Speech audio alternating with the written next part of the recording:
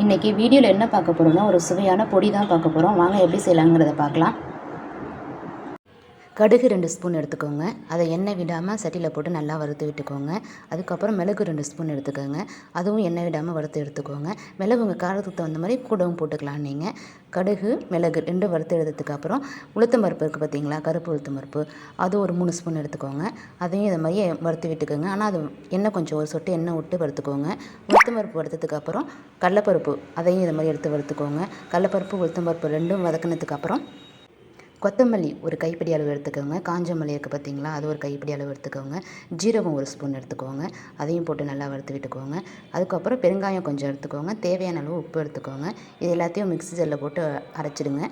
பொடி ரெடி ஆகிடும். இந்த பொடி எதுவுமே சாப்பிட பிடிக்கல அப்படிங்கிறவங்களுக்கு இந்த பொடி போட்டு சாப்பிட்டா ரொம்ப நல்லது. அது வெயில் காலத்தில் நமக்கு சாப்பிடவே பிடிக்காது, ஜூஸாக குடித்தா தேவலான்னு தோணும். அந்த மாதிரி டயத்தில் இதுமாரி பொடி பொடிஞ்சு வச்சு செஞ்சிங்கன்னா சூப்பராக இருக்கும். நிறையாவே சாப்பிட்லாம். தேங்க்யூ.